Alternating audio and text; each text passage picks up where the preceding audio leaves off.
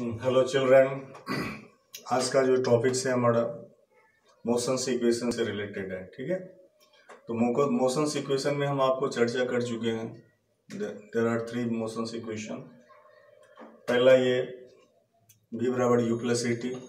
दूसरा है जो s के जगह पर हमने x का इस्तेमाल किया और x बराबर u t plus half a t square. और तीसरा है v square equal to u square plus two a x.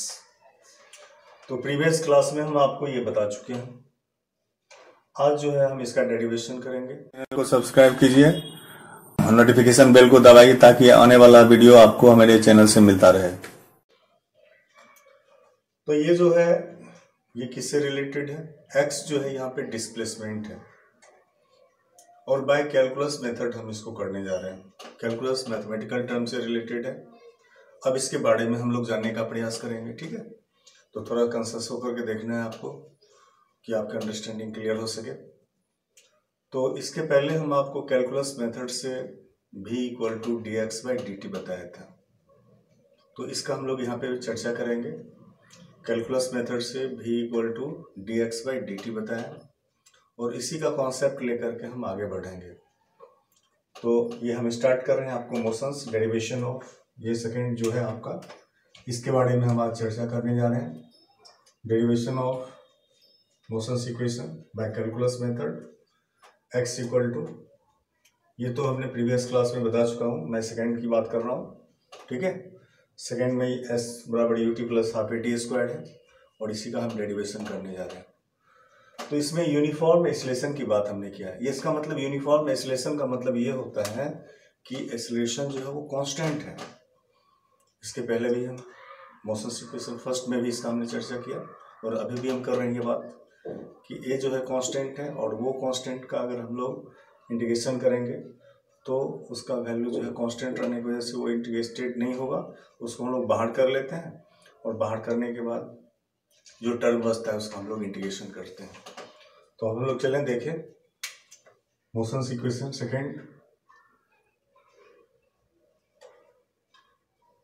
Motion equation second जो है वो x equal to u t plus half a t square, इसी का हम लोग डेरिवेशन करने जा रहे हैं। अब देखिए x जहाँ पे क्या है, x डिस्प्लेसमेंट है।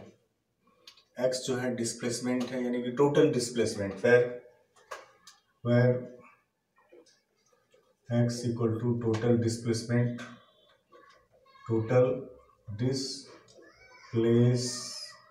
है ये। तो इसका हमने चर्चा कर दिया। x क्या होगा, u क्या होता है, इनिशियल वेलोसिटी होता है, t टाइम टेकन है, a यूनिफॉर्म एक्सीलरेशन है और फिर t आ रहा है।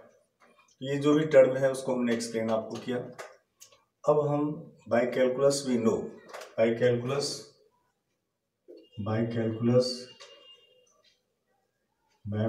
वी नो हम क्या जानते हैं, कैलकुलस के कलन से क्या जानते हैं, कैलकुलस मेथड से हम लोग क्या जानते हैं, v equal to d x by d t. D x by d t हमने लिखा है यहाँ पर। अब देखिए v बराबर d x by d t का हम कई बार जिक्र कर चुके हैं।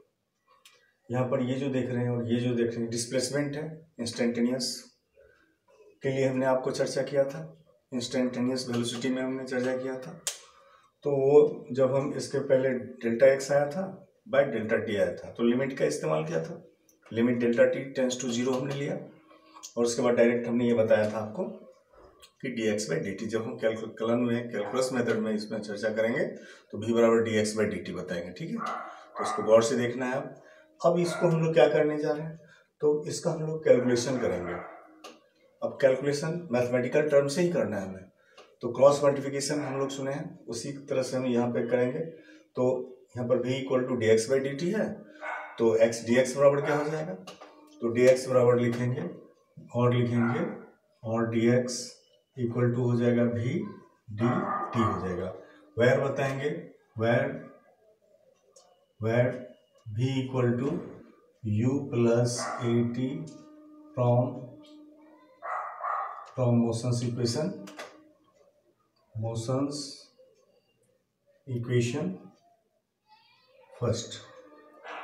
ठीक है, तो हमने यहाँ पे ये बता दिया कि v जो है v बराबर मोशंस इक्वेशन से u प्लस ए टी होता है। Now we will put the value of in this equation, यानी कि dx equal to v dt है, तो v के जगह पर हम लोग ये डाल देंगे, यानी we will put the value v equal to u plus a T.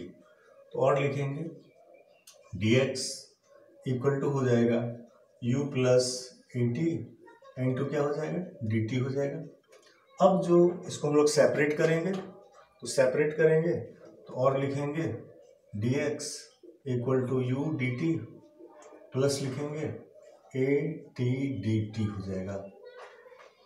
अब क्या करना है, इतना करने के बाद अब देखिए यहाँ पर dx जो ये बता रहे हैं आपको, जो डिस्टेंस से ये डिस्प्लेसमेंट से रिलेटेड है। अगर हम जब इस मूव करते हैं, when we move from initial to final stage, तो इनिशियल स्टेज में अब हम आपको यहाँ पे चर्चा करेंगे।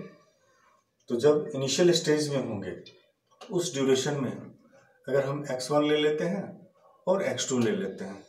अब सपोज करें कि अगर टाइम का वैल्यू अगर t1 इक्वल टू 0 है तो डिस्प्लेसमेंट क्या हो जाएगा, तो डिस्प्लेसमेंट t1 बराबर 0 मानेंगे। सपोज कीजिए after t time if displacement x2 equal to x then the time taken will be t2 equal to t। और इस तरह से यहाँ पे हम लोग चर्चा करेंगे। अब ये जो है जहाँ पर displacement is related from time, displacement time से रिलेटेड है। जैसे हम एक स्थान से दूसरे स्थान मूव करते हैं तो हमें उसके साथ साथ उसके रिस्पेक्ट में टाइम भी लगता है, तो उसी का हम लोग यहाँ पे चर्चा कर रहे हैं। अब देखिए यहाँ पर हम फिगर से आपको चर्चा करना चाहते हैं।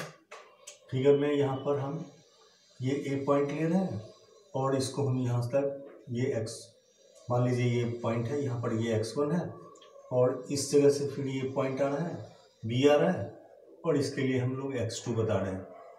सपोज कीजिए इस जगह से यहाँ तक मूव करने में t1 है और इसका वैल्यू t बराबर 0 है और ये बराबर 0 है, और फिर यहाँ पर t2 ये बराबर t है। तो ये टर्म हमने अब सपोज कर लिया, इफ x1 बराबर 0 तो t1 बराबर क्या हो गया, यानी कि डिस्प्लेसमेंट अगर 0 है तो टाइम भी 0 हो जाएगा।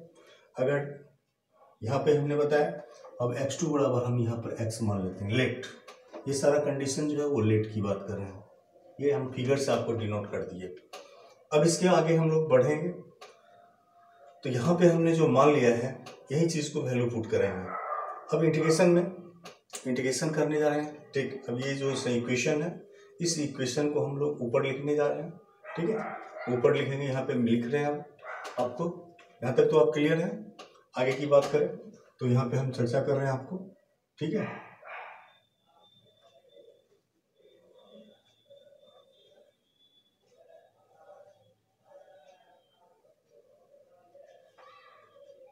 लिखेंगे इफ, ये जो फिगर है इस फिगर के आधार पर हम बताएंगे आपको। If x1 equal to 0, if x1 equal to 0 then t1 equal to 0 and x2 equal to x then t2 equal to t। ये जो है सो हमने लेट करके बता दिया आपको ये condition. Now taking integration both side, equation first, इसको इक्वेशन हम फर्स्ट मान लेते हैं। अब इस इक्वेशन को नाउ इंटीग्रेटिंग इंटीग्रेटिंग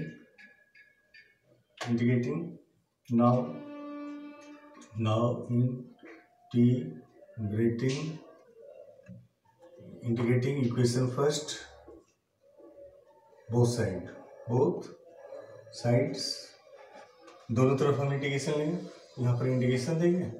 अब यहाँ पर dx लिखे तो dx के लिए लोअर लिमिट x1 हो जाएगा और ये वैल्यू 0 हो जाएगा, और अपर लिमिट जो है वो x2 हो जाएगा, बराबर x1 लेंगे, इक्वल टू हम लोग लिखेंगे। अब ये जो टर्म है यहाँ पे, तो ये जो टर्म है आपको यहाँ पर u है, dt है, इंटीग्रेशन डालेंगे और यहाँ पर t1 के टर्म, ये t के रिस्पेक्ट में, इसलिए करके हम t1 बराबर 0 बताएंगे और t2 बराबर t बताएंगे। ठीक है, प्लस क्या डालेंगे, प्लस लिखेंगे ए टी, अब इंटीग्रेशन का सिंबल दे दिया हमने और डी टी दिया, डी टी के रिस्पेक्ट में है, क्योंकि डी टी के ही रिस्पेक्ट में हम लोग, जिसको रिस्पेक्ट में होता है उसी का इंटीग्रेशन होता है, ये रूल भी आपको बता रहे हैं। तो यहाँ पे T1 बराबर 0 और यहाँ पे T2 बराबर क्या हो जाएगा, T हो जाएगा, क्योंकि हमने यहाँ पे मान लिया है। अब इसको हम क्लीन कर रहे हैं, साफ कर रहे हैं, और आगे का प्रोसेस हम बताएंगे आपको। जब हम इसको इंटीग्रेशन करेंगे तो इंटीग्रेशन में यहाँ पे dx का क्या हो जाएगा, dx का x हो जाएगा, तो और लिखेंगे। अब यहाँ पर जो है ये x हो गया और इसका लोअर लिमिट ये 0 है, x1 बराबर हमने 0 बताया, अपर लिमिट x बताया, इक्वल टू, अब ये जो u है ये इनिशियल वेलोसिटी है जो कि कांस्टेंट होता है, तो उसको हम लोग बाहर कर लेंगे। यहाँ पर u इनिशियल वैल्यू है, अब ये हो जाएगा 0 और यहाँ पर t हो जाएगा और ये dt हो जाएगा, प्लस a कांस्टेंट है, तो a कांस्टेंट को हम लोग बाहर कर लेंगे, इंटीग्रेशन लिखेंगे t dt और यहाँ पे 0 और यहाँ पे t लिखेंगे। अब ये सारा जो सिस्टम है इस तरह से हम करते चले आए। अब dt का हो जाएगा आपको t, और ये जो है t dt है ये फार्मूला पे आधारित है, जिसके लिए हम लोग साइड में फार्मूला इस्तेमाल कर देते हैं बाय इंटीग्रेशन रूल से। x पर पावर n dx का इंटीग्रेशन होता है x पर पावर n+1 बाय होता है n+1, ये जो है सो इंटीग्रेशन रूल से इंटीग्रेशन रूल है, इसके आधार पे हम इसका इंटीग्रेशन करेंगे। तो इसका जो है हमारे पास आ जाएगा, और लिखेंगे यहाँ पर x आएगा, एक बार x का डालेंगे और ये -0 आ जाएगा, इक्वल टू, अब यहाँ पे जो है u हो जाएगा, एक बार t आ जाएगा और एक t का यहाँ पर ये अपर लिमिट और लोअर लिमिट की बात करेंगे, अपर लिमिट और लोअर लिमिट की बात करेंगे, एक बार 0 और यहाँ पे t आ जाएगा, लोअर लिमिट 0 और अपर लिमिट t आ गया, प्लस क्या हो जाएगा, a कांस्टेंट है, और जब हम इसको इंटीग्रेट करेंगे तो इसका इंटीग्रेट, अगर इस पर पावर कुछ नहीं है इसका मतलब हम लोग 1 मानेंगे, तो ये 1+1 हो जाएगा, और इस तरह से हम यहाँ पर आपको हिंट कर रहे हैं। तो इंटीग्रेशन t dt का हो जाएगा, ये हो जाएगा t पर पावर 1+1 बाई 1+1 हो जाएगा, और इस तरह से हो जाएगा t² 2 हो जाएगा, जो हम इसके लिए हम आपको हिंट कर रहे हैं, ठीक है। इस तरह से यहाँ पर हो जाएगा आपको t² 2 हो जाएगा, और लोअर लिमिट 0 और अपर लिमिट t आ जाएगा। इतना करने के बाद अब इसको हम सब्सट्रैक्ट करेंगे, सब्सट्रैक्ट करने के बाद क्या आ जाएगा, और लिखेंगे x इक्वल टू, हमारे पास क्या आ जाएगा, तो यहाँ पर u और एक बार आ जाएगा t और दूसरा बार आ जाएगा -0 आ जाएगा, प्लस लिखेंगे a, अब यहाँ पर हम लोग डालेंगे t² 2 और माइनस ये 0 हो जाएगा, और फाइनली हमारे पास आ जाएगा, और लिखेंगे x इक्वल टू ut, और ये तो 0 हो जाएगा तो इसको हम छोड़ देंगे, प्लस यहाँ पर क्या हो जाएगा, तो 1/2 और a t², और इस तरह से हमारा डेरिवेशन हो गया, ठीक है। तो हमने आपको मोशन इक्वेशन का सेकंड का डेरिवेशन कर दिया, और ये हमारे पास क्या आ गया, कैसे आया वो आपको क्लियर कर चुके हैं, ओके, ठीक है।